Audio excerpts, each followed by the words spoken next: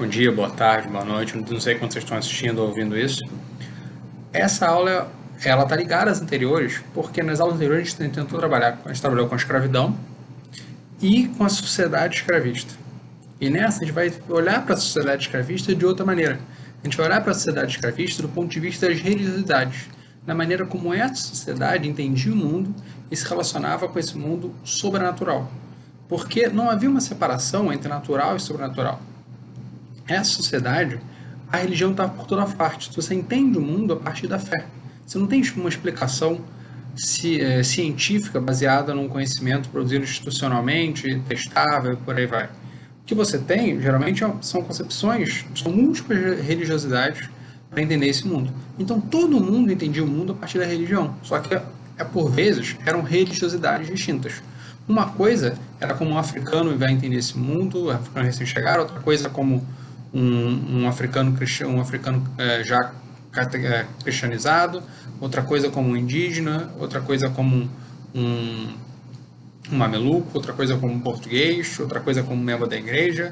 Então cada pessoa vai entender, vai aprender o mundo e a relação com o sobrenatural de uma maneira distinta. E é isso que a gente vai tentar entender na aula de hoje, essas múltiplas religiosidades. O grande problema também são as fontes para conseguir entender isso. Porque essas pessoas, em geral, não deixaram documentos do próprio punho. Fosse porque a produção escrita sobre religião estava controlada, em grande medida, pelas forças ortodoxas oficiais, fosse porque essas pessoas, né, talvez não tinham acesso à possibilidade da escrita e muito menos da escrita facilmente preservada em arquivos ou em livros impressos, por aí vai. Então a gente tem a dificuldade de como é que a gente aprende a religiosidade das pessoas considerando que a gente tem poucos testemunhos diretos dela, né? Então uma forma é estudar as fontes repressoras, porque as fontes repressoras, elas registram como essas pessoas, elas registram visões visões do aparato repressor sobre como essas pessoas se relacionam com o sobrenatural com o objetivo de mostrar que isso está errado ou com o objetivo de punir. Então, elas deixam registros escritos e extensos, elas têm testemunhos de acusados e de pessoas que vão denunciar, de denunciantes. Então, consequentemente, isso permite a gente chegar mais perto dessa religião vivenciada, né, experimentada, dessa maneira como as pessoas lidam com isso, a partir de uma forma muito mais direta do que através, por exemplo, de fontes publicadas por membros da igreja, né? Manuais sobre como deve ser a confissão, manuais espirituais e por aí vai, né? Então, é preciso ler essas fontes, né, a contrapelo, né? Porque elas não tinham esse objetivo. Mas isso, na verdade, é um dos grandes trabalhos do historiador, né? Como você tira das fontes coisas que quem produziu essas fontes não queria que você visse. Então, é um trabalho difícil, é um trabalho sofisticado, mas é um trabalho interessante, né? Porque geralmente se você encontra essa documentação repressora, né, tipos de dados, tipos de casos, narrativas que geralmente você não encontra na documentação administrativa oficial, né? Então você tem que ter consciência como o inquisidor pode estar dirigindo as pessoas, né? Você tem que ter consciência da pressão psicológica, você tem que ter consciência da tortura, você tem consciência que as pessoas podem estar mentindo para prejudicar alguém ou mentindo para tentar se safar de uma punição, né? E você tem que ter percepção, claro, que essas fontes, por definição, as fontes repressoras, por definição, elas pegam os desviantes da norma, né? Então você tem que ter cuidado para não generalizar também. Mas elas existem em larga escala. Você tem 40 mil processos inquisitoriais na Torre do Tombo, alguma coisa assim, né? Sendo que pelo menos 1.000 e alguma coisa são referentes a pessoas que foram presas no Brasil, mais os tantos de pessoas que estavam no Brasil e foram presas lá. Você tem também, né, uma infinidade, certamente várias dezenas de milhares de denúncias de pessoas referentes ao Brasil, mas que acabaram não dando em processo, né? Que aí é uma coisa ainda mais complicada de trabalhar, porque essas denúncias não estão né, em sua imensa maioria, catalogadas. Se você abre um livro, né, no caso, os cadernos do promotor, e vai vendo as denúncias, enfim, e tal, né? Então é uma coisa muito, muito, muito trabalhosa, enfim. A vantagem é que essa documentação inquisitorial está toda online, né? Essa é a diferença em relação à documentação episcopal, que sobreviveu para alguns lugares do Brasil, como eu já mencionei, né, na aula anterior, por exemplo, para Minas, para acho que alguma coisa para São Paulo, alguma coisa para o Maranhão também, enfim, e pouco para o resto do Brasil, né? Então você tem que ir nesses lugares, nem tudo está acessível, porque no Brasil, diferente de Portugal, essa documentação religiosa ficou sob o controle da igreja. Então, são arquivos privados, enfim. Lá em Portugal não, tá tudo nos arquivos públicos, e melhor ainda, no caso da documentação inquisitorial da Inquisição de Lisboa, né, ela que pegava tudo que pegava o Atlântico português, ela está toda digitalizada, então você pode ir e ver, enfim, né, facilita bastante o trabalho, né? Hoje em dia, está lá digitalizada há mais ou menos 10, 11 anos, alguma coisa assim, a partir de 2009, 2010. E os portugueses estão avançando bastante, né, nesse processo de digitalização, né? Então, a gente vai tentar nessa aula perceber esse campo de experiência fundamental para a maneira como as pessoas entendiam o mundo, né? Como essa fé perpassava tudo deles. E o elemento central também é como a fé perpassava até a política. A coroa portuguesa estava intimamente ligada à Igreja Católica. Isso a gente viu desde o processo, né, de expansão marítima. A igreja ajudava a legitimar o poder régio, e o poder régio e o poder eclesiástico estava muito dependente da coroa também. Então a coroa muitas vezes escolhia os bispos. A Inquisição foi criada como um tribunal régio, né, ligado à igreja, mas também um tribunal régio. Então os escolhidos para a Inquisição, para dirigir a Inquisição, ou os escolhidos para os bispados, né, são escolhidos de acordo com os interesses, né, de acordo com os interesses da coroa. Por quê? Porque se pensava o tempo todo que o que garantia a ordem era a ortodoxia religiosa. Você tinha essa perseguição contra a heterodoxia, porque a heterodoxia era vista como algo, como uma ameaça não só à salvação individual, mas à ordem social e à coletividade mais ampla, né? A heterodoxia produzia medo. Era um dos medos, né, dessa época cheia de medos, enfim. Aí tem o trabalho, né, o livro fundamental do Jean Delumeau, né, História do Medo no Ocidente, que ajuda também a gente a enquadrar um pouco isso, né, para pensar o Brasil, né, enfim. Então, os bispos, por exemplo, essa ligação deles com a coroa, eles vão muitas vezes atuar como governadores provisórios, exatamente porque eles eram percebidos como os principais agentes do rei, em alguma medida, né, fora os governadores, e como agentes que tinham capacidade de liderar essa população. Também se pensou em usar a Inquisição para reprimir possibilidades de desvio, especialmente possibilidade de desvio não só religioso, mas político também, especialmente na época da União Ibérica, né? Então, os Filipes pensaram, especialmente no final do século 230, em ter, por exemplo, um tribunal da relação no Rio de Janeiro, que serviria para a possibilidade de reprimir especialmente os paulistas, por causa dos ataques deles, né, contra os indígenas na América Espanhola, na região do Paraguai, enfim, nas missões do Paraguai.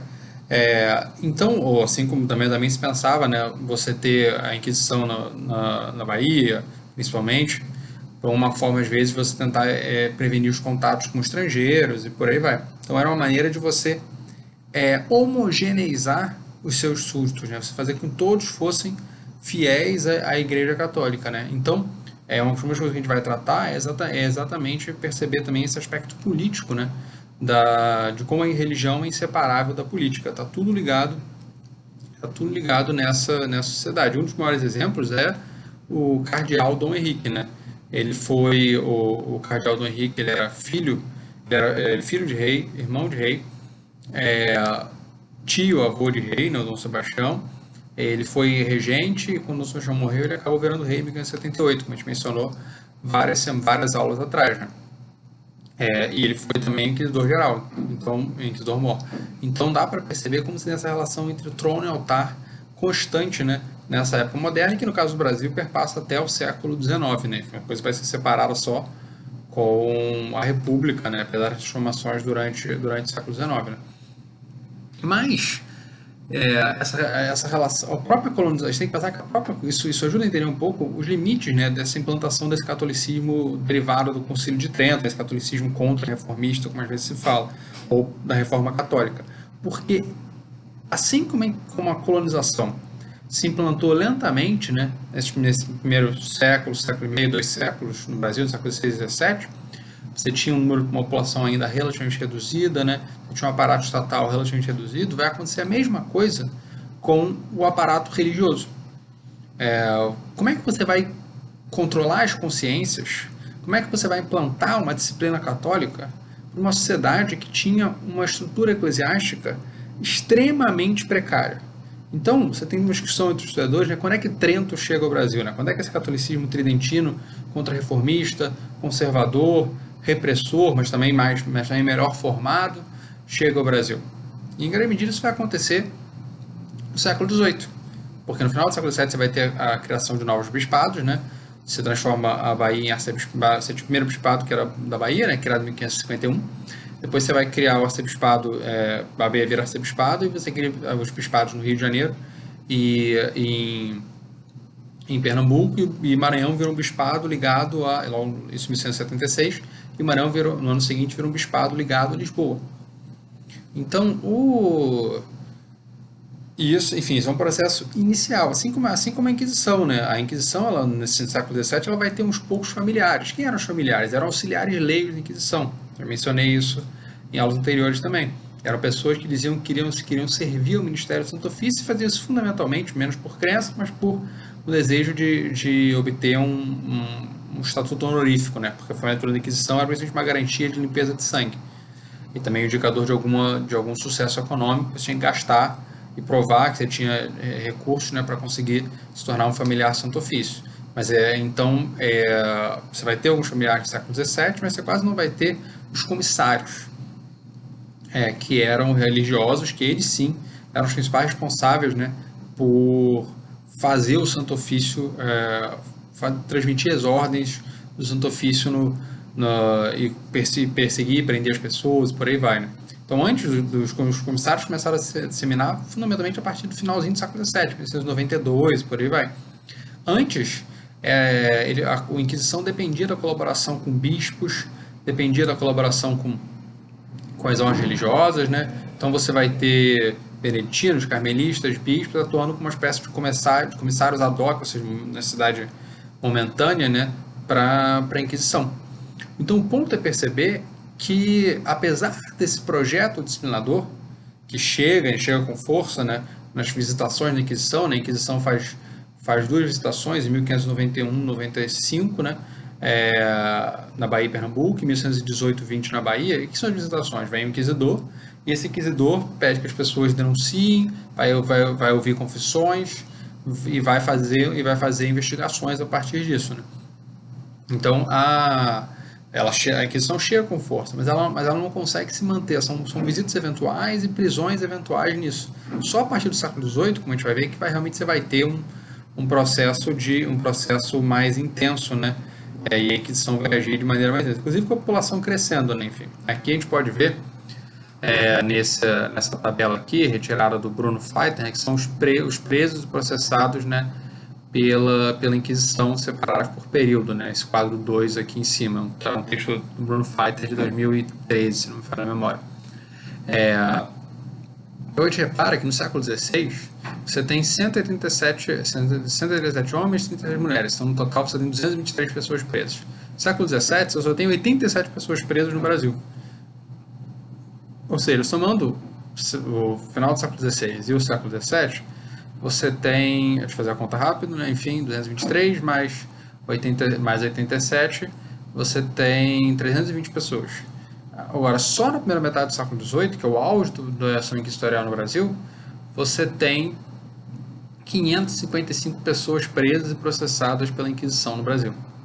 E aí depois diminui de novo na metade do século XVII, diminui bastante, né? Enfim. E ele descontando as pessoas que o processo é incompleto, que não tem dados, não tem uma referência precisa, enfim. Mas o ponto não é perceber como a Inquisição ela vai demorar a efetivamente se estabelecer e conseguir prender as pessoas, né? Enfim, exatamente por causa dessa fragilidade, né, desse aparato eclesiástico que vai demorar a conseguir, né, se consolidar. Por que as pessoas denunciavam e colaboravam com a Inquisição, né? Parcialmente, eles denunciavam eles denunciavam a Inquisição porque tinha esse medo, né? Porque não sabia o que que você tinha medo que você, porque se você começa a saber de algo o que era do Ministério do Santo Ofício, algo que o Santo Ofício devia prender alguém e não denunciá-lo, era também algo que você podia ser punido, preso por isso.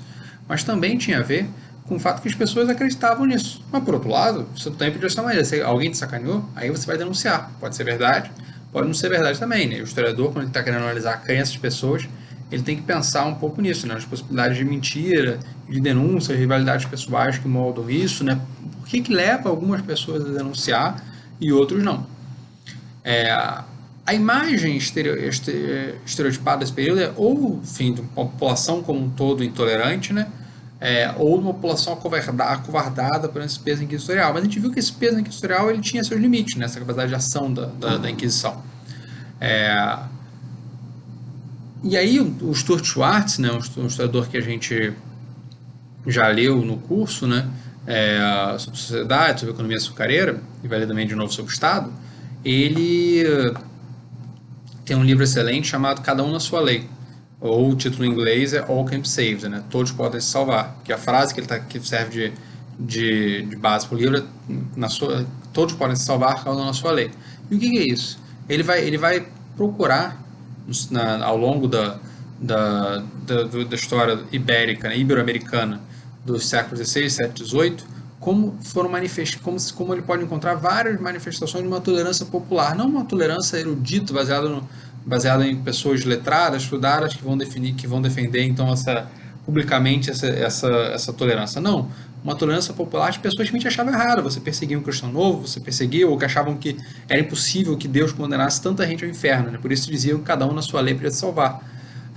Então você vai ter... Então é um pouco forçado. Eu coloquei entre uma pergunta isso, né? Porque se o aparato oficial era ortodoxo, era repressor, era intolerante.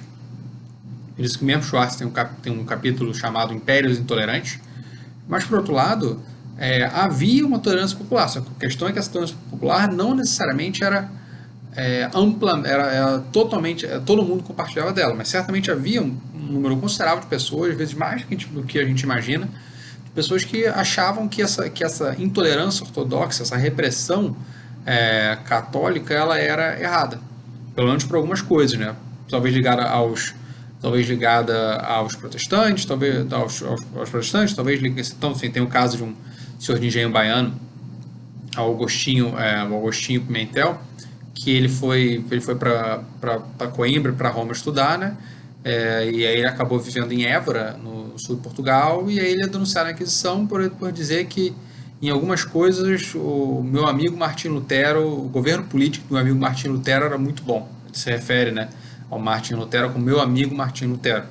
Então, enfim, isso indica uma relação curiosa, né, com o protestantismo, né? Só que aí ele acaba sendo preso, enfim, eu vi o processo inquisitorial dele lá na Torre do Tombo, em Lisboa. Esse, infelizmente, como é da Inquisição de Évora, não está digitalizado. Então, o ponto, como você tem também pessoas que achavam que também era errado, se nos diziam que achavam errado reprimir, eram tolerantes o suficiente com práticas heterodoxas que participavam, né, de cerimônias religiosas de origem indígena, como a santidade no final do século XVI, né, mencionada várias aulas atrás, que era que foi uma reinterpretação do catolicismo, né, por parte de indígenas no final do século, meados da década de 1580, né, na Bahia, e que teve algumas outras manifestações similares e acabou sendo reprimida, né. E era uma questão que contestava de alguma maneira, embora de maneira pacífica, a ordem colonial. Como você tem também e provavelmente mais casos ainda, de muitas pessoas que vão participar de cerimônias de origem africana, como os chamados calundus, né, que aparecem a partir de meados do século XVII. Então, a gente não pode tomar essa intolerância oficial, esse desejo da Igreja Católica e da Coroa de manter a ortodoxia como algo totalmente compartilhado pelas pessoas. Certamente havia pessoas que eram mais tolerantes do que elas, né? Enfim. Qual é a função da Inquisição? A Inquisição ela tinha que perseguir principalmente o que era visto como heresia. Tinha que perseguir o que era visto como heresia. O que era visto como heresia? eram ataques aos sacramentos e à fé. E isso podia incluir, né, é, certos tipos de pecados, mas não todos. Algumas coisas que, por exemplo, concubinato era uma coisa perseguida pelos bispos, mas não pela Inquisição, porque não era considerado uma heresia. O que era considerado uma heresia era a bigamia, que era você casar duas vezes, porque isso era um ataque ao sacramento. Então aqui eu vou colocar, voltar aquela tabela para a gente ver os principais os principais tipos de crimes que levaram as pessoas, né, heresias considerados crimes pela Inquisição, que levaram as pessoas à prisão, né. Então o disparado acima de tudo era o criptojudaísmo, né, pessoas que, apesar de católicas, praticavam secretamente, né, o judaísmo. Então ele era responsável por sei lá, mais da metade, né, dos quase metade dos casos, né, dos casos conhecidos, né. O total de casos conhecidos são 1.076 casos, e mais da metade deles eram de cristãos, eram de prática do judaísmo, né, 544. Estou fazendo essa tomar na cabeça, né, e às vezes dá tilt, né, ser de humanos tem esse problema. Eu fiz essa piada antes, mas fazer o que? É verdade. Então, bigamia. Você tem 87 casos, proposições heréticas, como por exemplo, não é pecado você se deitar com uma índia, ou não é pecado sexo fora do casamento se você não for casado, é, ou coisas enfim, qualquer coisa que fosse tomada como muito esquisita, né, e chamasse de Inquisição. Você tem sodomia, 50 casos, né, que é basicamente a homossexualidade, né. Você tem a blasfêmia, do tipo carmelita que falou que Deus criou a mulher não da costela do homem, mas do cocô do cavalo que comeu, do cocô do cachorro que comeu a costela do homem. Que já é uma coisa bem uma blasfêmia, bem misógina, por sinal, né? Você tem a feitiçaria, são 40 pessoas presas em feitiçaria. Você tem a solicitação. Por que solicitação só tem homem? Solicitação era o assédio cometido pelo padre, na hora da confissão, principalmente com mulheres, né? Mas não só, podia ser com homem também, enfim. Homens, crianças. Gentilidade, né, que geralmente se referia a indígenas praticando a sua realidade tradicional, né? Você tem o luteranismo, né? E, enfim, outros e sem dados. Então, se a gente percebe aqui os vários tipos, eu li em ordem, né, para a gente perceber esses vários tipos de coisas que estão sob a alçada, né, da Inquisição. Então, a Inquisição, né, ela vai produzir uma documentação sobre vários tipos de heterodoxia. E essa heterodoxia, né, então, ela existia no reino, né, as inquisições eram muito ativas no reino, a imensa maioria dos processos inquisitoriais, né, estavam no reino, né, inclusive porque o rei do século XVI e XVII, né, uma época muito ativa da Inquisição, tinha uma população maior do que o Brasil, né, provavelmente algo em torno de 95% ou 96%, 97% dos processos inquisitoriais eram de pessoas moradoras do reino, né. Então, fica difícil dizer necessariamente que esses desvios eram muito maiores no Brasil, né? Mas sempre tem intenção, claro, de quanto você tem mais, era porque também você tinha um aparato eclesiástico muito maior lá. Mas enfim, o ponto é que essas variações sexuais, que eram percebidas como heresias, elas existiam nos dois lugares, né? Só que no Brasil elas eram transformadas e potencializadas pela existência da escravidão, né? Você tinha solicitação, você tinha sodomia em Portugal e no Brasil. Só que no Brasil isso era transformado pela presença, precisa de bigamia, enfim. No Brasil, isso, especialmente a sodomia, talvez, era transformada pela presença da escravidão. Porque numa sociedade tão desigual, e com a escravidão, que coloca a pessoa sob posse de outra, né, os casos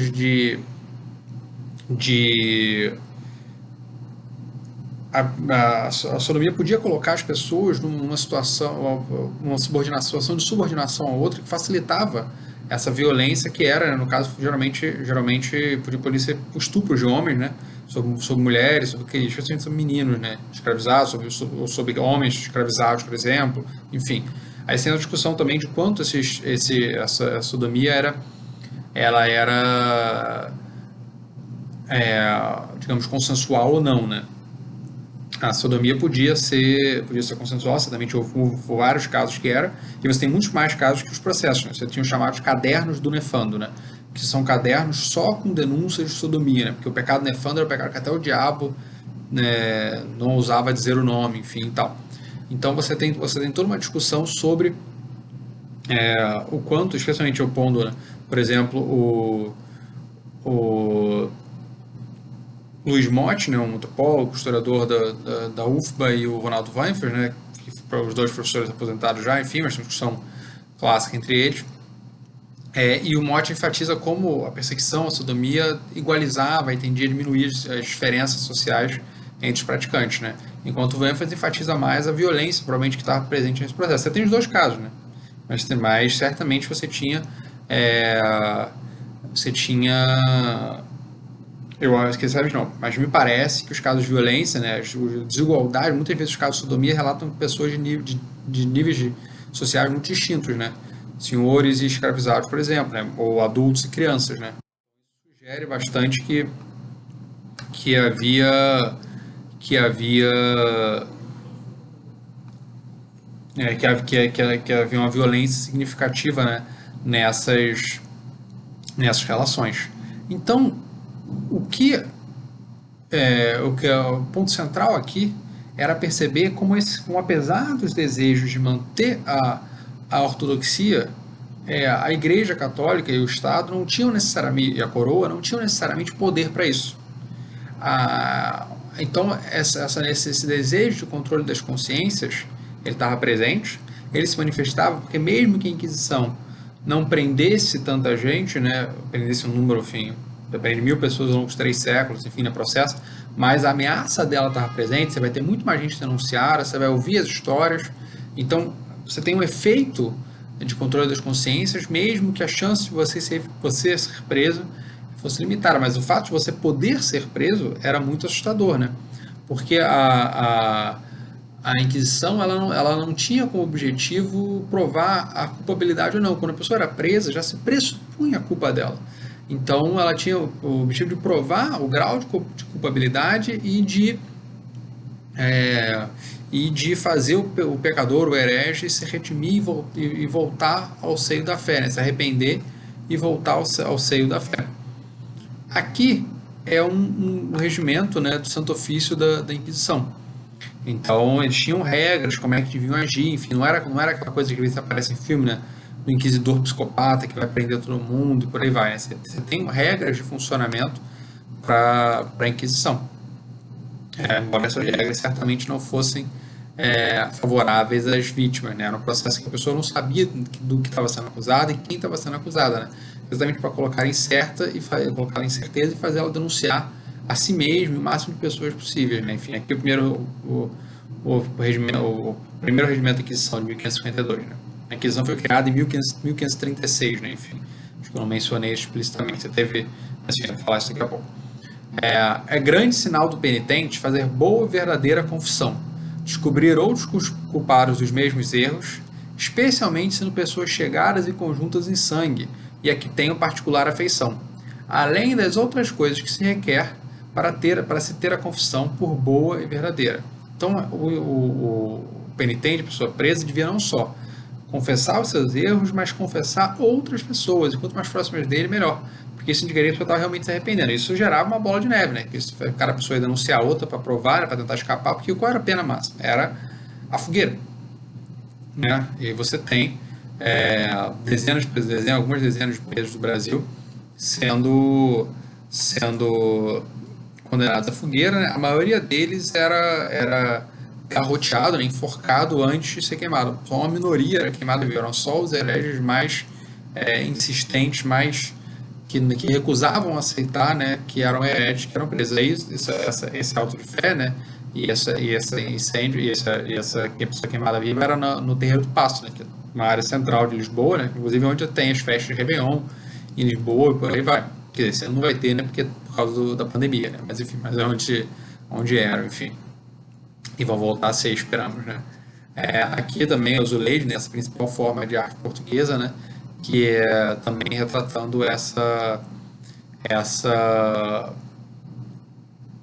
também retratando uma pessoa sendo queimada viva. Mas não necessariamente todo mundo vai ser queimado vivo, né? Então você tem esses tipo, blasfêmias, por exemplo, uma cigana. A cigana é deportada para o Brasil, e aí para a Bahia, né? E aí ela vai ser denunciada na primeira visitação do Santo Ofício, porque ela disse o seguinte: bendito seja o caralho de meu Senhor Jesus Cristo, que agora mija sobre mim. Então ela está sendo blasfêmia. Por que isso é uma blasfêmia?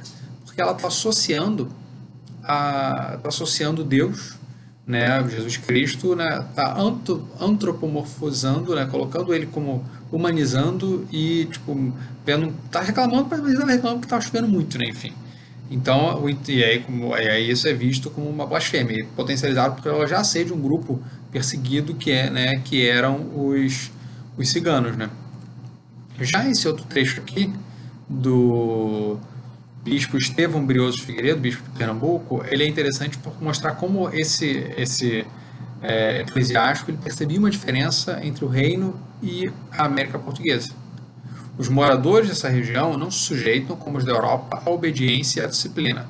É um pouco de idealização, né? Você também tem muita heresia e muita desobediência, enfim, em Portugal também. Muita heterodoxia em Portugal também, mas é algo que ele sente isso exatamente por causa dessa dificuldade de impor essa disciplina eclesiástica por causa de um aparato estatal muito mais limitado, né? Enfim. Aí aqui, no início do século XVIII, nesse processo de constituição do aparato eclesiástico, você tem as chamadas constituições primeiras do arcebispado da Bahia, que são como os reis eclesiásticos dentro do arcebispado, os eclesiásticos fiéis dentro do arcebispado da Bahia, né, que incluía o estado do Brasil, né, não incluía o Maranhão, que era um estado separado, o estado do Maranhão e do Pará, que era sufragâneo, né, que era ligado a Lisboa, e incluía também Angola. E aqui ele falando dessas heterodoxias sexuais, né? Nos casos de bigamia, e qualquer religioso ou religiosa ou clérigo de ordens sacras que se casar, além da pena de excomunhão maior em que incorrem, ficam suspeitos na fé. Portanto, serão remetidos ao Tribunal do Santo Ofício, aí seria a colaboração, né? A quem pertence o conhecimento de semelhantes culpas. E os que se casarem segunda vez durante o primeiro matrimônio, porque também ficam suspeitos na fé, serão da mesma maneira remetidos ao Tribunal do Santo Ofício, onde, por breve particular que pareça pertence o conhecimento desse caso. Acabou de ser lançado, inclusive, né, um livro de uma historiadora francesa, Charlotte Castelnau-L'Estoile, que é basicamente uma biografia de uma africana centro-ocidental, né, de uma angolana, que é traficada para o Brasil no final do século XVII. Ela tinha casado em Luanda e casa no Brasil. E ela acaba sendo denunciada pelo seu senhor, né, ficou sabendo disso. E através desse processo, essa historiadora foi lançada agora em outubro, né, em 2020. Essa historiadora vai tentar retraçar a vida. Então, você vê como até um escravizado, para quem o casamento geralmente era raro, como a gente já falou, podia cair, né, nas malhas da Inquisição e ser processado por isso. E isso vai possibilitar que você consiga saber a vida dessa mulher Páscoa, né? Que infelizmente eu não esqueci o título do livro em português, mas infelizmente perderam a oportunidade de traduzir como Páscoa e seus dois maridos, né? Enfim, em homenagem ao Jorge Amado. Enfim, mas eu estava dando uma folhada nesse livro, enfim, né, ontem, na verdade, então eu acho que vai ser uma coisa interessante. Talvez até entre no curso depois, enfim, certamente o próximo semestre vou tentar lê-lo para tratar um pouco melhor dele, incorporá-lo mais no curso, né, enfim, eu conheço só a história por alto, enfim, e dei uma olhada rápida no livro, mas é uma indicação de leitura que, para a gente perceber esse processo através do caso de uma pessoa específica, né, que isso é possibilitário justamente por causa da riqueza produzida existente nessa documentação inquisitorial. E o outro caso que está nas primeiras que eu salientei aqui é a sodomia. Nos de sodomia. Portanto, ordenamos e mandamos que se houver alguma pessoa tão infeliz e carecida do lume da razão natural e esquecida de sua salvação, que Deus não permita, que ouse cometer um crime, né, que parece feio até o mesmo demônio, vindo a notícia do nosso provisor ou vigário geral, logo com toda a diligência e segredos farão os nossos visitadores, e achando prova quando baste, prendam os delinquentes e os mandarão ter a bom recado e, em havendo ocasião, os remetam ao Santo Ofício, com os autos do sumário de testemunhas que tiverem perguntado, o que haverá lugar no crime de sodomia própria, mas não na imprópria que comete uma mulher com outro de que adiante se tratará. Por que o caso homem com homem era sodomia própria, né? E no sodomia imprópria, mulher com mulher era imprópria. Porque você não tem, né, penetração. Pelo vaso traseiro, como eles falavam na época, né? Então era isso. Até mostra essa dificuldade masculina de entender a sexualidade feminina, né? Enfim, então quando eles investigam isso, eles perguntam como é que é, enfim, e tal. É algo que é muito difícil de compreensão para esses religiosos, né? Como é que funcionava nos casos de homossexualidade feminina, que por isso acabavam sendo menos processados e processados com menos rigor, né? Embora eles certamente existissem também, talvez em um número comparável, né? Mas certamente tem muito mais denúncias para casos de homens, né? Que chamam mais atenção e que são vistos com muito mais repulsa, nessa homofobia característica da época, né? Claro que talvez falar de homofobia você tem que colocar alguns reparos, porque a própria ideia de homossexualidade é uma coisa que vai se construir depois. Não necessariamente essas pessoas só faziam sexo com homens, enfim e tal, né? A sexualidade talvez não fosse voltada só para homens, enfim. Mas o ponto é que claramente havia pessoas cuja atração sexual primária era com homens e as pessoas acabavam sendo perseguidas por isso, enfim. Isso era usado às vezes como arma política, né? Tem até um caso na década de 1940, um nobre, 40 e 50, Dom Filipe de Moura, em Lisboa, perseguido. Isso era uma maneira num contexto de briga da Inquisição com o rei de Portugal, Dom João IV, por aí vai, enfim. Então, só para mostrar também, né, como havia essa heterodoxia, que era vista como herética, não se dava apenas com a fé formal, mas também com essas práticas sexuais que também eram vistas como uma ameaça à ordem social, algo ofensivo à sociedade, a Deus e por aí vai. Mas a principal, a gente viu naquela tabela aqui, né, qual era o principal crime que a Inquisição, a principal heresia que a Inquisição perseguia. Era o criptojudaísmo, a prática da religiosidade judaica de maneira secreta. E aí, então, a gente tem que tratar um pouco dessa questão agora. Por que os cristãos novos eram o principal alvo da Inquisição portuguesa? E isso é uma especificidade da Inquisição lusitana, né? Isso não do Santo Ofício lusitano. Isso não acontecia em todas as outras Inquisições. Você tinha outras Inquisições, tinha a Inquisição castelhana, a Inquisição hispânica, você tinha a Inquisição veneziana, você tinha a Inquisição papal, e todas elas viam o criptojudaísmo como uma heresia que devia ser perseguida. Mas nenhuma delas se dedicou por tanto tempo, de maneira tão sistemática, contra os cristãos novos. E isso apesar da monarquia hispânica também ter, né, feito esse processo de conversão forçada dos cristãos novos, né?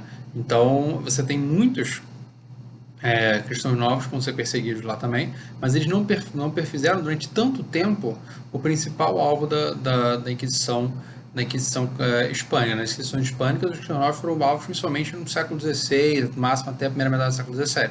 Enquanto na Inquisição portuguesa eles foram o principal alvo até o fim da distinção entre cristãos novos e cristãos velhos em 1773. Né? Mas o que era o cristão novo? A Península Ibérica tinha tido a presença de judeus provavelmente desde antes de ser cristã. Né? E aí ela tinha sido cristianizada, os judeus estavam lá, depois tinha sido conquistada pelos muçulmanos e ainda tinha judeu lá também. E quando você tem a reconquista, a consolidação do domínio cristão lá, você começa a ter um processo também de perseguir, de forçar os cristãos novos a se converter ao catolicismo. Alguns se converteram por vontade própria, né, e se tornaram realmente verdadeiros católicos fervorosos, enfim, e outros se converteram à força ou por interesse específico, né? E aí no final do século XV você tem a conversão forçada, que você tem em 1492, né, eles são convertidos à força ou expulsos, né, dos reis católicos, né, Castela e Aragão, né, Fernando de Aragão e Isabel de Castela, e em 1496, 97, no processo de negociação do casamento, a gente até falou dele na aula de expansão marítima, né, Dom Manuel querendo casar seu filho Dom Miguel da Paz, né, com a herdeira, né, dos reis católicos, com a filha mais velha dos reis católicos, né, eles E, nesse processo todo de casamento, uma das exigências foi isso, foi essa conversão forçada. Então eles vão ser convertidos à força, expulsos em 1496, 1497 de Portugal. Então, e aí você tem um problema, né? Como é que você lida com as pessoas que permaneceram no reino, né? Na monarquia hispânica, né, você tem a Inquisição antes da expulsão. Então a Inquisição desde o início vai estar perseguindo esses cristãos novos, né? Em Portugal não. Em Portugal a Inquisição ela vai ser construída em 1536, já 40 anos depois do processo de expulsão. E da mesma maneira, na monarquia hispânica você tem os chamados estatutos de limpeza de sangue, ou seja, leis que excluíam os descendentes de cristãos novos, desde o meio do século XV. Enquanto em Portugal, porque excluía porque eles eram considerados impuros, né? Um chamado defeito de sangue.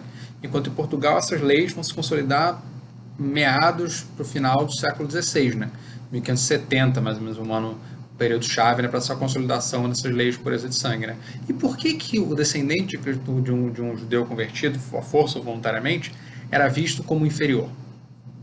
Era visto era visto de uma maneira negativa, né? Se afinal se ele se converteu. E aí, por isso que essa questão é considerada central para, como eu já mencionei na aula de sociedade, né? Para a coisa central para o surgimento do racismo, porque passa de ser algo associado à religiosidade e passa a ser associado à descendência, hereditário, inato das pessoas. Então, mesmo que eles se convertessem, o pecado, digamos, a possibilidade, o fato de eles serem heréticos em potencial, traidores contra o rei, traidores contra a fé católica na qual eles tinham sido batizados, continuava a existir. Então, por isso, eles eram vistos como inerentemente, né, inferiores. Só que essa discriminação demorou um pouco mais para se consolidar em Portugal do que na monarquia hispânica. Você tinha a possibilidade de miscigenação. Você tinha miscigenação, primeiro, né, em Portugal e depois também no Brasil. E no Brasil isso tem a vantagem que essa processo de miscigenação independencial é muito forte, porque a Inquisição vai demorar a chegar aqui. Então muitos cristãos novos vão se miscigenar, vão ter filhos com cristãos velhos, né? E isso quando a Inquisição chega, você já vai ter muita gente que é meio cristão novo, um quarto cristão novo, enfim. Então, isso mostra também que, apesar do preconceito, não era algo absoluto, né? Você tinha preconceito, mas você também tinha possibilidades de integração, como tinha possibilidades de ascensão, né? Mesmo depois desse preconceito, estava muito do consolidado, né? Cristãos novos com recursos, com influência política, né? Podiam perfeitamente conseguir ascender, mesmo que fossem amplamente conhecidos como cristãos novos, né? Esse documento aqui é uma consulta da Mesa de Consciência e Ordens, um órgão régio em Lisboa, né, sobre a habilitação da Ordem de Cristo de um mercador, senhor de engenho, cristão novo na Bahia, né, chamado Diogo Lopes de Ulloa. E aí ele recebe o hábito da Ordem de Cristo, né, e aí vai ser investigado. E aí o que? Aí fazem as provanças, né? E por haver constado dela, ou seja, ele vai se investigar, né? Os seus pais, seus filhos, seus pais, ele mesmo e seus pais e avós, né? E por haver constado delas que por ambas as partes, paterna e materna, é descendente da nação hebreia, e que tem 80 anos de idade, se dá conta a vossa majestade como dispõe os defensores da mesma ordem. Então, ele não deveria ser um cavaleiro, parcialmente porque ele era idoso, mas principalmente porque ele era um cristão novo. Ele foi denunciado ao Santo Ofício várias vezes, ele e várias pessoas da família dele, teve vários primos presos pelo Santo Ofício, teve primo queimado na fogueira, e ele sempre escapou. E por que ele recebeu esse hábito? E o rei falou, bom, beleza, vamos dispensar ele. Aí o Diogo Lopes de Ulloa foi pedir uma dispensa para o padre, para o Santo Padre, né, para o Papa, para poder usar esse hábito da Ordem de Cristo. E por que ele consegue? Porque ele era alguém muito influente, ele tinha sido o informador das coisas do Brasil, ou seja, alguém que o rei de Portugal, o Conselho da Marinha, perguntava, quando queria ser opinião sobre alguma coisa que não tinha certeza no Brasil, né? E por algum motivo não se queria perguntar aos governadores, os governadores não sabiam, se queriam uma outra opinião. E, mais importante, ele foi um diplomata em Amsterdã, por causa, provavelmente, dos contatos dele, né, com os judeus de origem ibérica, né, em Amsterdã. Então, e aí ele consegue ascender, né? Ele nunca vai se integrar na elite baiana, mas o filho dele vai vai ser provedor mor da fazenda, né? Controlar, enfim, o tesouro, né? Regis vai ser uma das pessoas mais influentes do Brasil, né? E ele vai ser alguém antes disso ele já tinha sido secretário de governadores, enfim, na década de 1930, 1920 e 30, enfim. Então ele já tinha sido alguém com significativa influência política, né? E aí ele vai depois disso voltar para Salvador e vai poder ostentar esse hábito da Ordem de Cristo, né? Mesmo todo mundo sabendo que ele era cavaleiro, que ele era cristão novo, né? Porque para ser cavaleiro, em princípio, você deveria ser um cristão velho, né? Enfim. Então, esse é um exemplo dessas possibilidades de ascensão. E outros que não eram tão notoriamente cristãos novos, né? Tinham mais facilidade de se esconder, né? Aí você fabricava genealogia, e na hora da investigação você dava o nome do avô errado, dizia que não sabia onde é que seu avô tinha nascido, fazia várias estratagemas, enfim. E aí conseguia. Então você tem vários casos, né, de membros das elites coloniais que conseguiam obter honrarias, conseguiam integrar nessa elite, mesmo sendo cristãos novos. Alguns deles até provavelmente judaizantes, enfim. Mas mesmo assim serviam nos cargos de poder local, enfim. Então é algo. Então havia, apesar desse preconceito, né, havia possibilidades de distinção. E por que esse preconceito, né? Você tem, digamos, termos funcionais, né? Serviu como uma espécie de reserva de mercado para os cristãos novos, né? E também dava uma sensação de honra para os plebeus, né? Enfim, se você lembra do Don Quixote, o Sancho Panza, ele se orgulha de ser cristão velho, né? Enfim, se você não tivesse um cristão novo para ele se sentir superior, né? Talvez, enfim, você se sentiria pior. Aí é um pouco o que o Web de Bois chamou da renda psicológica da branquitude, né? Nesse caso seria a renda psicológica da cristã velhice, né? Enfim, do catolicismo, a renda psicológica da pureza de sangue, enfim, que isso existia, né? Que isso provavelmente existia. Então, esses cristãos novos, eles eram vistos o tempo todo como pessoas que estavam com possibilidade, né, eram vistos pela Inquisição como pessoas que estavam com possibilidade de trair a sociedade, de fazer essa... Então, quando a Bahia é conquistada pelos holandeses em 1924, né, ou quando Pernambuco é conquistada em 1930, sempre se tem a ideia de que os cristãos novos fizeram uma quinta coluna, que tinham ajudado, embora isso fosse um mito, né, desbaratado na própria época. Você não tinha evidências para isso, né? Enfim. Mas o cristão novo era sempre visto como potencialmente mais culposo, né? Esse Agostinho Pimentel Caldeira, né, que foi denunciado por heresia, por falar essas coisas como o governo político do meu amigo Martinho Lutero tem coisas muito boas, ou por chamar o seu burro de meu anjo, ele foi denunciado a questão por causa disso também. Ele acaba sendo deixado de lado, mas um dos motivos não, porque ele fala brincadeira, enfim e tal, e porque ele não é cristão novo. Na verdade, ele era um oitavo cristão novo, ele tinha um avô cristão novo, enfim.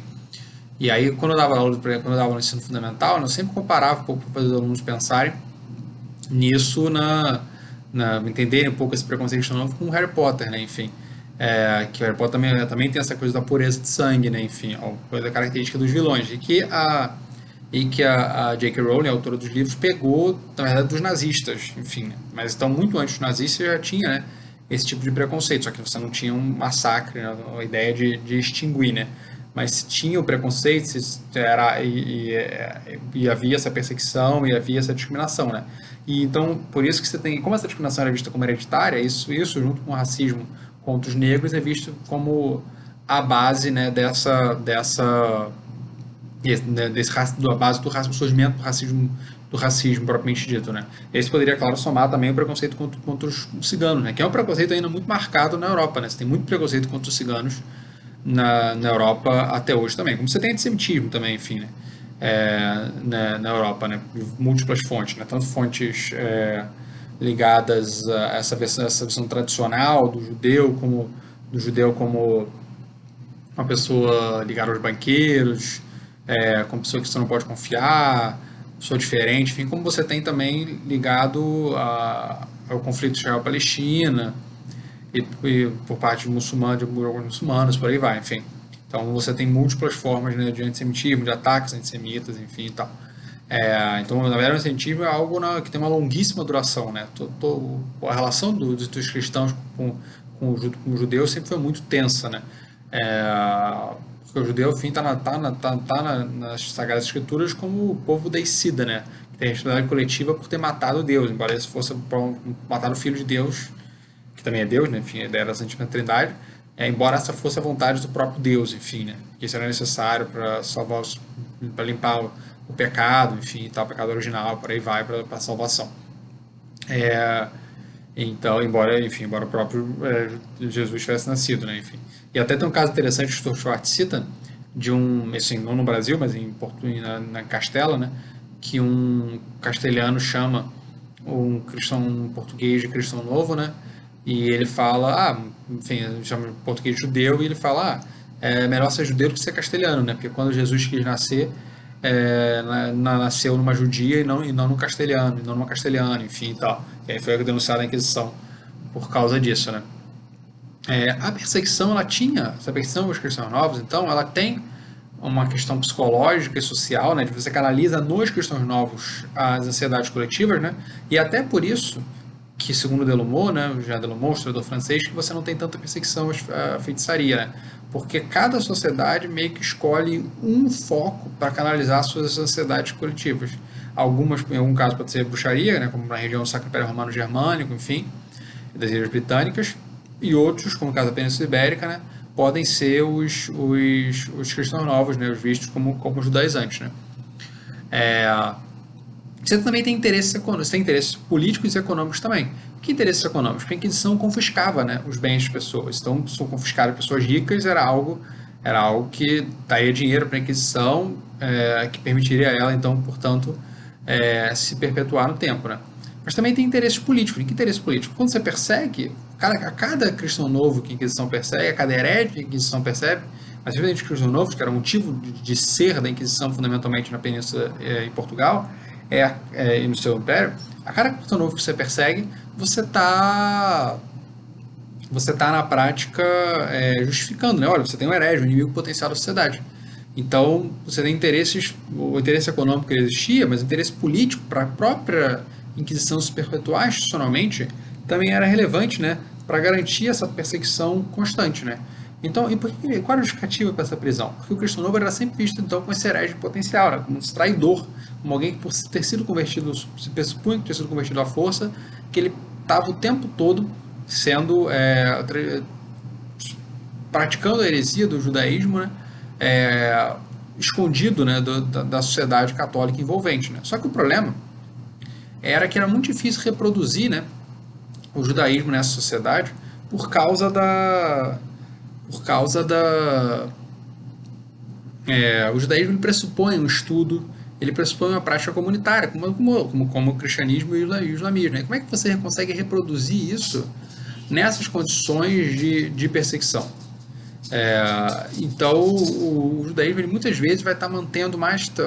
O que esses cristãos novos muitas vezes vão manter, quando mantém, são tradições, certas práticas, uma consciência de pertencer, né, ao povo de Moisés, enfim, de seguir a lei de Moisés, enfim e tal.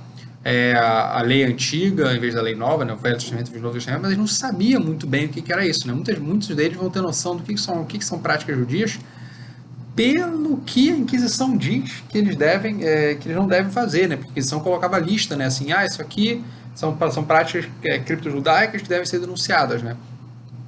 Então, exatamente por causa disso, era muito difícil, é complicado chamá-los de judeus, né? Porque eles tinham essa dificuldade de praticar essa religiosidade judaica. Alguns tentavam o máximo possível, alguns mantinham tradições, outros não, alguns mantinham essa consciência de pertencimento, né? Casando entre si, especialmente as mulheres, tinham um papel central de transmissão dessa religiosidade, né? Porque estava limitada à esfera doméstica. Você tinha, às vezes, né, provavelmente encontros de pessoas falando essas coisas, alguns momentos mais do que outros, né? E era o que aí às vezes era anunciado, tem várias denúncias nas visitações escritoriais do final do século XVI e início do século XVII, que estava se fazendo esnoga, ou seja, sinagoga, né? Mas quanto mais distante se tivesse, mais difícil era manter essa religiosidade. Daí a importância do contato com o exterior, os judeus praticantes do exterior. Então você vai ter, por exemplo, os contatos com a comunidade judaica ibérica, principalmente portuguesa, de Amsterdã, para onde muitos cristãos novos fugiram e aí formaram uma comunidade praticante, né, que tem a sinagoga portuguesa,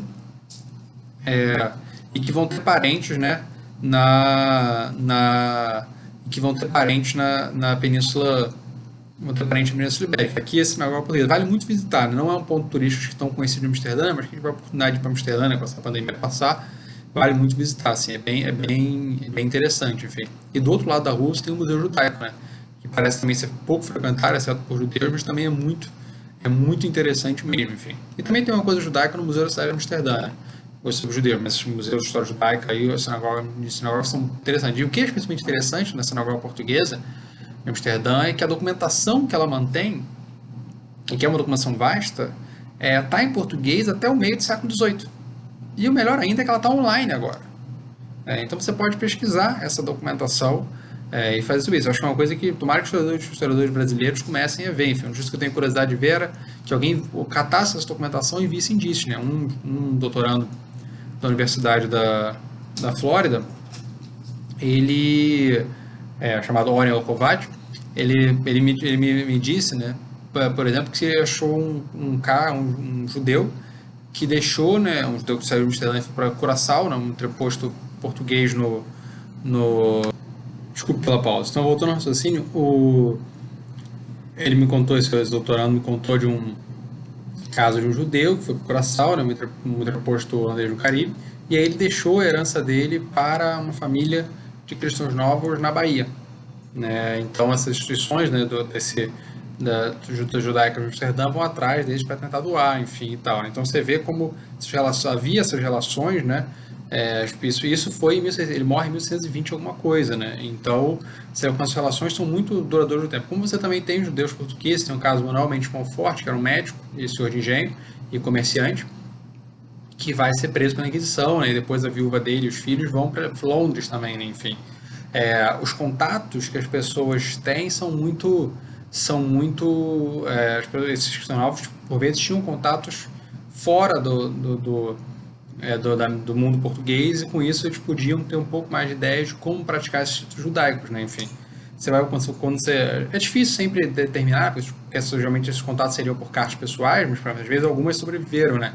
Então você tem uma carta do Suriname, né, que era uma posição holandesa, né, no início da ocupação, em 1972, de uma mulher que escreve uma carta para conhecer Amsterdã, e na nota ela pergunta assim, você tem notícia da Bahia? Não ouço lá há muito tempo, enfim, tal, quero saber.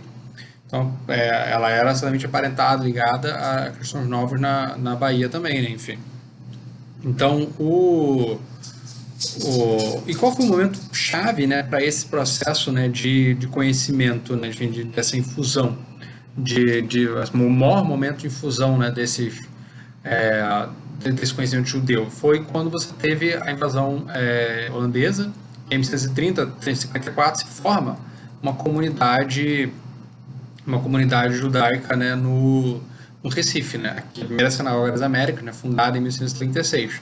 E aí você vai ter tanto cristãos novos, tanto judeus de origem ibérica, né, sefarditas, indo para Recife, como alguns judeus também askenazes, ou seja, vindos da Europa Oriental, indo para o Recife também, como você tem cristãos novos que vão se converter ao judaísmo, né? Eles se tornam chamados judeus novos. E alguns deles sentem dificuldade e até voltam para o catolicismo, né? E aí acabam sendo perseguidos pela Inquisição, e por aí vai. Mas como o Brasil holandês tinha contatos legais e ilegais com o Brasil português, você vai ter uma circulação também desses conhecimentos do judaísmo, né? Você tem inclusive um cara que foi o Isaac de Castro, um mártir, ele foi para Salvador, né, para tentar disseminar e o judaísmo acaba sendo preso, né? Enfim. E aí ele é queimado vivo porque ele não renuncia de maneira nenhuma à lei de Moisés, à fé judaica, né? Um mártir, né? Enfim. E isso aqui é muito interessante, foi encontrado numa mansão, uma casa portuguesa do século XVII, uma casa baiana do século XVII, né? E aí, enfim, isso foi meio que reconstituído, né? Mas era uma mikvah, que era um banho de purificação ritual, que estava escondida por uma parede, enfim, numa casa antiga de Salvador, né? Um indicador de como, isso para a metade do século XVII, um indicador de como provavelmente você tinha, né, essa circulação de pessoas, de ideias, de judaísmo e tal. Só que isso vai se perdendo ao longo das gerações, né? Então, se você não tem contato para renovar essas ideias, então, por exemplo, se você não consegue viajar para Amsterdã e ter contato diretamente com os judeus praticantes para aprender mais, enfim, você vai perder isso, né? Então você precisava o tempo todo dessa infusão, né, do conhecimento judaico, porque é muito difícil manter isso ao longo de gerações, gerações e gerações sem esse conhecimento novo chegando. Né? Quem enfatizou isso muito bem foi esse historiador que eu já citei também, o Bruno Feitler, né? Professor da Unifesp, enfim, que tem uma tese de doutorado muito boa, trabalhando com essa em cada livro, né? Infelizmente nunca traduzido. Na verdade, só traduziu metade do livro, mas a parte institucional dele não traduziu, né? Só tem artigos, enfim, trabalhando com os cristãos novos, né? No Pernambuco, Paraíba, enfim. E ele fazendo essa importância, ele enfatiza muito, o que ele enfatiza são essas contribuições externas, né, para reviver isso daí. Porque como é que vai se manter uma realidade, uma realidade que depende do estudo, depende dessa comunidade, para a parte comunitária, se ele se perde, né, enfim. Então, e aí você tem toda uma discussão na historiografia, né, enfim, se você realmente consegue manter tradições por gerações, né, se eles eram realmente judeus praticantes, ou se a Inquisição era uma fábrica de judeus, né, que é uma argumentação de um historiador português, Antônio Saraiva, mais ou menos 50 anos atrás. E, enfim, a minha visão é que eles não eram judeus praticantes como eram judeus em áreas que podiam praticar abertamente o judaísmo, né, como o caso de Amsterdã, ou o Império Otomano, enfim, lembrando que os muçulmanos na época moderna eram, de maneira geral, muito mais tolerantes, né, com outras fés do que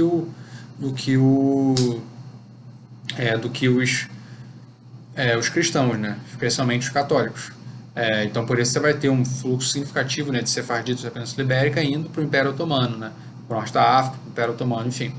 O que a gente percebe, né, essa visão do islamismo como intolerante é uma coisa muito mais característica do século XX e ligado ao conflito Israel-Palestina, judeus e árabes, né, muçulmanos na Palestina. Enfim, isso que tende a reforçar muito mais. Né? Se pegar até o século XIX, em grande medida, os muçulmanos são mais tolerantes do que os cristãos. Né? E lembrando que, enfim, o antissemitismo é algo central, né, na Europa, basta lembrar do nazismo, né, mas você tem outros casos também, né, o famoso caso Dreyfus, enfim, um oficial militar francês que era visto, foi perseguido e punido como herege, como traidor no final do século XIX, mas não era um traidor, enfim, né, teve o bode expiatório fundamentalmente porque ele era judeu. Sim, essa coisa que eu já falei, esse antissemitismo com elemento estrutural, né, da sociedade cristã, que é algo que é muito difícil de entender, mas que é quase para a gente inegável, né? O antissemitismo é algo bastante inegável, enfim.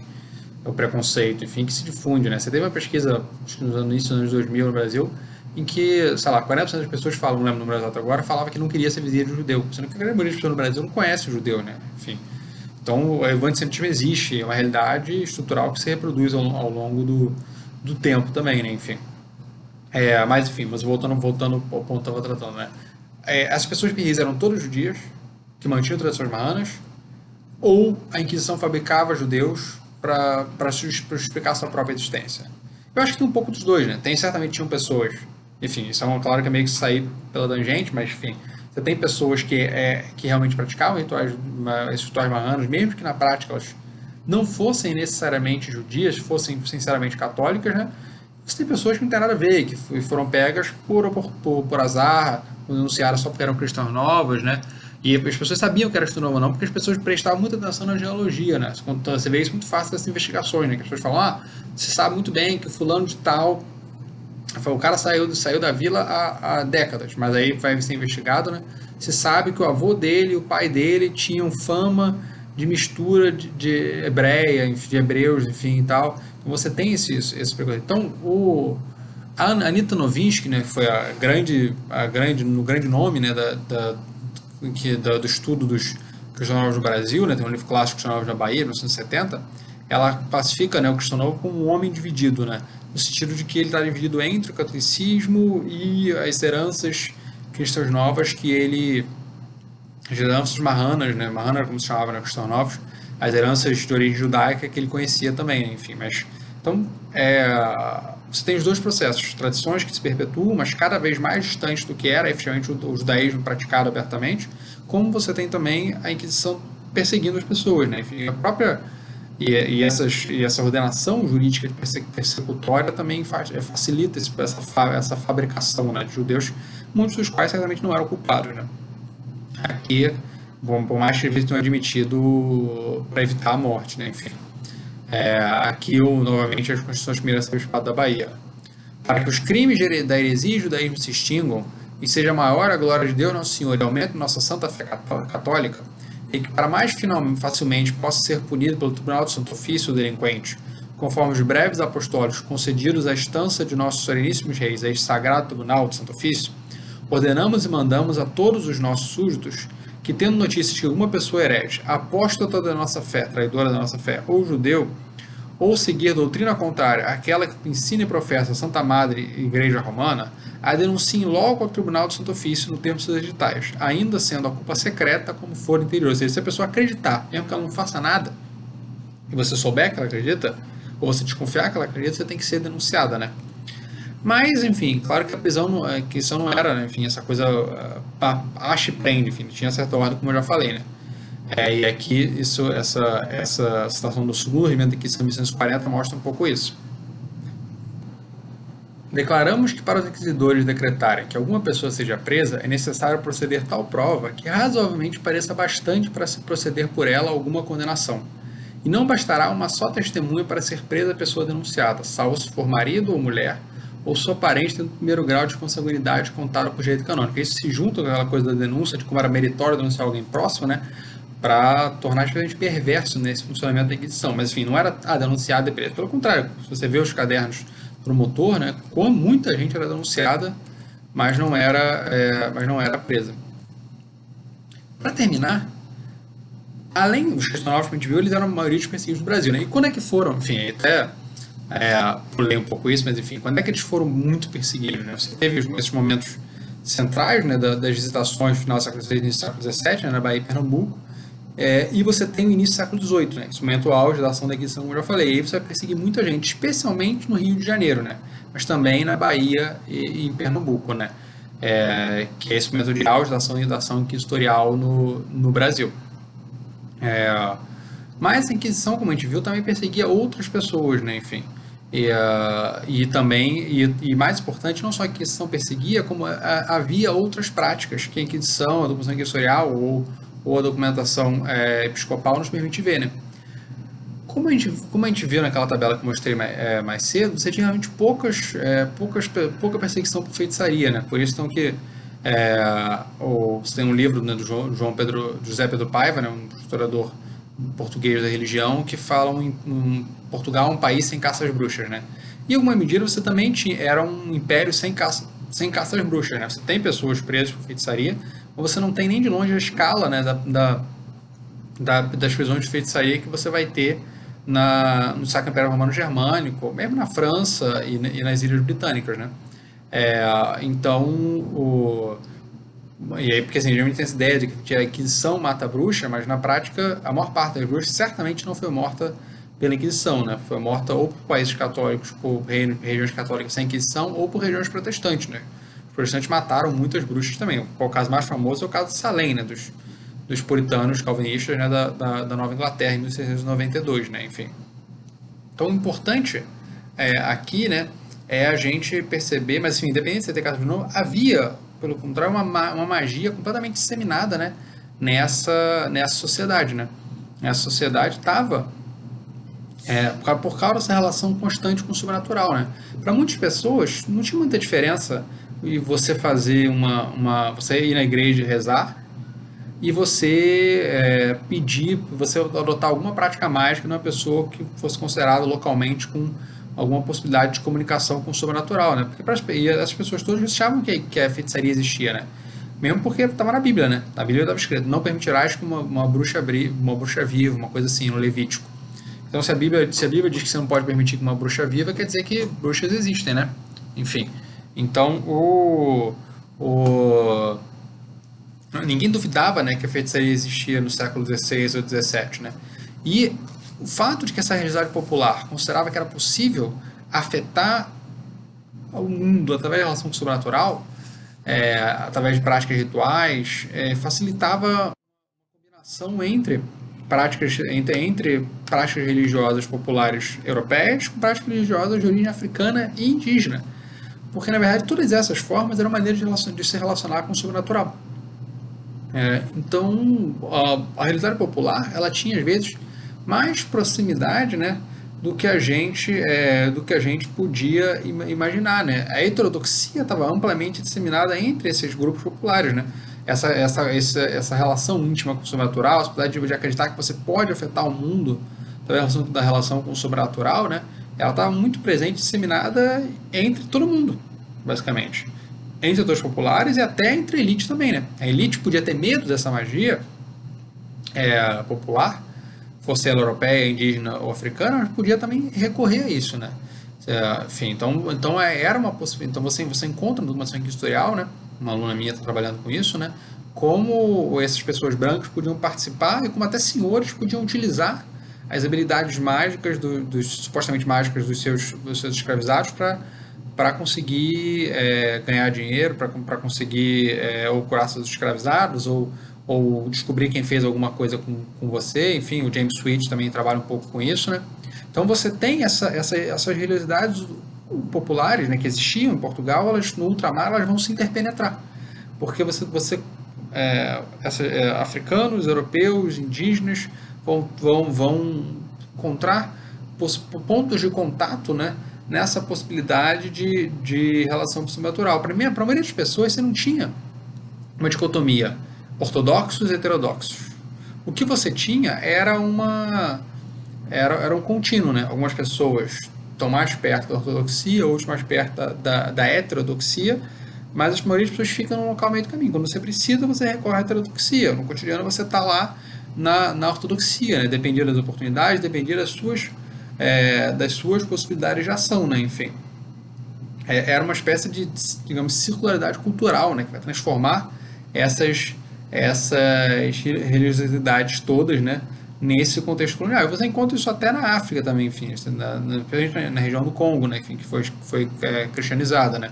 Então você tem a figura, né, da Beatriz Quimpavita, né, que dizia que era o Santo Antônio reencarnado no final do século XVII, né, estudada pelo John Thornton, né. E como você tem figuras também africanas, né, que vão também incorporar a religiosidade católica de maneiras ortodoxas, através, por exemplo, das Irmandades Negras, através da devoção, né, que vai permitir que eles se associem, né, a realidade esses africanos, esses seus descendentes podem se converter fervorosamente ao catolicismo, assim como os cristãos novos, seus descendentes, podem se converter fervorosamente ao catolicismo, como também podiam só usar essas irmandades como um espaço de poder se associar, enfim, um espaço privado só deles, enfim, que pudesse se associar, né. Isso por a gente variava de irmandade para irmandade, de motivação individual para motivação individual, né. Esse título, por sinal, quem trabalha muito com essa questão dessa devoção negra, exatamente o título do livro dele é o Anderson Machado de Oliveira, né, colega do departamento da Unirio, né. Mas também tem pessoas africanas que vão incorporar essa realidade católica de maneira heterodoxa, enfim, você tem uma das principais biografias do período colonial, né, já estudos biográficos de uma pessoa do período colonial, se chama um livro chamado Rosa Egipsíaca, né, sobre uma africana da nação Courá, que após anos de abuso e prostituição passa a dizer que está possuída por demônios e aí vai ser exorcizada pelo padre e vai ser vista como uma beata e possível santa por pessoas até da elite, né, em Minas e Rio de Janeiro, e vai ser acompanhada por padres, enfim e tal, né. E aí ele usa documentação historial, documentação eclesiástica para o Luiz Motti, o autor desse livro, para tentar traçar a vida, né, dessa figura, né? Enfim, então ela incorpora a realidade católica de maneira fervorosa, mas de maneira um tanto heterodoxa, né? Enfim. Só que a perseguição ela geralmente está ligada às hierarquias sociais, né? Você tem várias denúncias de pessoas ricas adotando essas práticas religiosas heterodoxas, mas geralmente quem tinha uma tendência maior de ser presa eram as pessoas mais pobres, né? A mesma coisa, inclusive, com os cristãos novos, né? Você vai ter senhores de engenho, grandes comerciantes presos? Vai ter. Mas no Brasil, de maneira geral, especialmente no século XVII, raros foram os casos, né, de senhores de engenho, de pessoas importantes presas. No século XVIII cresce, porque recebendo muito mais gente, aí cresce bastante, especialmente no Rio de Janeiro. Mas, de maneira geral, o estatuto social ajudava, não protegia completamente da Inquisição, mas provavelmente deixava os inquisidores mais receosos, talvez os denunciantes também, né? Enfim.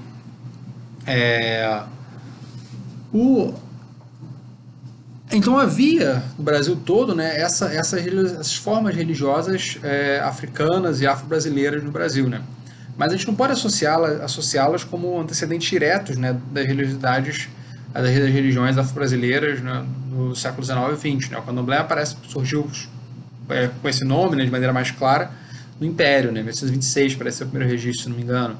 A Umbanda já é do início do século XX, se não me falha a memória, enfim. Então, essa feitiçaria afro-brasileira surge no século XVII, XVIII, né? E não era só uma reprodução de práticas africanas, né? Mas uma adaptação também, né? Dessas práticas africanas no contexto americano. Servia para contato com os espirituais, servia para contato com antepassados, contato com o espírito, servia para responder perguntas e dúvidas, servia para você conseguir achar objetos perdidos, servia para você matar pessoas, ou descobrir quem matou pessoas, enfim. Como quase sempre também servia a feitiçaria de origem europeia, né? Enfim. Mas não parece. Mas como você tinha essa chegada constante de africanos, né, não necessariamente esses antecedentes eles foram sendo preservados no Brasil até da origem do candomblé ou não. O que você tem, na verdade, são cada onda de africanos que chega, né, vai recriando as suas possibilidades de religiosidade no Brasil, né, enfim. E aí só no século XIX você conforma mais ou menos os padrões que vão chegando até hoje, né? Enfim. E aí essa formação inquisitorial, essa realidade é muito interessante porque ela permite você traçar biografias como essa roda egipcíaca ou como o Domingos Álvares, né, que foi estudado por um africanista e latino-americanista americano, James Sweet, que permitem você traçar a vida dessas pessoas num grau, né, muito muito maior do que isso pode para a maioria das outras figuras, né? Aqui uma imagem do século XVII, né? Enfim, dessa realidade. Então você tem a figura parda, provavelmente aqui, enfim, junto com os africanos, dançando assim. E aqui uma carta interessante da Câmara de Salvador, né? Que eles vão pedir para o rei tomar providências. A conservação desta praça da Bahia prende toda dos escravos com que se lavra açúcar e mais drogas, produtos desta capitania. E não obstante a carestia deles, a falta de escravizados, e as muitas mortes que o rigor do trabalho lhes causa, eles reconhecem, né, que o trabalho é duro, tão duro que mata eles, mas o problema é que eles estão, então, a solução não é exigir menos, não é explorá-los menos. A solução é lidar com o problema dos feiticeiros que os matam repentinamente sem confissão. E desde se não devassa, ou seja, não se investiga juridicamente, porque não consta da dita morte nem pode haver prova, porque é feitiçaria, mas pelas famas se deve proceder contra eles, desterrando-os para a parte não façam dano tão grande. Pedimos a vossa alteza seja servido mandar ordenar se devasse deles, tirando-se devasse todos os anos pelo recôncavo, que com a prova pública se desterrem e castiguem, ou seja, como as pessoas, tal fulano é feiticeiro, joga ele para longe, para que assim fiquem os moradores livres deste dano, e os escravos tímidos deste castigo, né? Então você vê o temor, né? Ainda que por outro lado muitos das elites pudessem lidar com escravizados, com a feitiçaria escravizada também quando precisassem, né? Enfim, aqui já um documento mais de 57 anos depois, né? Um peregrino na América contando o que ele tinha visto sobre isso, né? São os folguedos ou adivinhações que dizem estes pretos costumam fazer nas suas terras. E quando se acham juntos, também deles cá, para saberem várias coisas, com as doenças que procedem, e para adivinharem algumas coisas perdidas, e também para terem ventura, sucesso, sorte, em suas caçadas e lavouras, e para muitas outras coisas. E você tem um poema também do Gregório de Matos que mostra isso, a gente pode terminar com ele, né? Interessante para pensar isso. E de quilombos que tenho, com mestres superlativos, nos quais se ensina de noite os calundus e feitiços. O que sei é que em tais danças Satanás anda metido. Não há mulher desprezada, galante desfavorecido, que deixe de ir ao quilombo dançar seu bocadinho, e gastam pelas patacas com os mestres do cachimbo, né, esses cerimonialistas africanos, né. E quando vão confessar-se, encobrem aos padres isto, porque eu tenho por passatempo, por costume, por estilo, ou seja, nem confessa aos padres porque todo mundo faz isso, tá na moda, ou uma coisa menor, enfim. Em cumprir as penitências, rebeldes são e remissos, e muito pior se as tais são de jejum e cílios. Há muitos ouço gemer com pesar muito excessivo, não pelo horror do pecado, mas sim por não consegui-lo.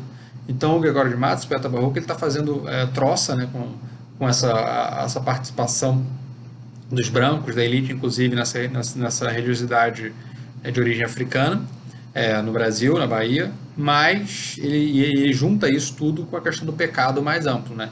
Como isso está ligado à negligência com a religiosidade católica, com a própria salvação e com o cometimento de pecados. Então, enfim, o objetivo dessa aula foi dar uma pincelada, né? Uma temática que merecia muito mais tempo, mas a aula já está grande também, enfim, fazer vocês perceberem sobre como havia múltiplas religiosidades, apesar da repressão na sociedade, e como as sociedades, apesar das desigualdades sociais, podiam ser compartilhadas entre os diferentes grupos, o que não, claro, eliminava a desigualdade e eliminava a repressão. Então é isso. A próxima aula é sobre o poder político, mas deve demorar um pouco mais para sair. Obrigado quem ficou até aqui.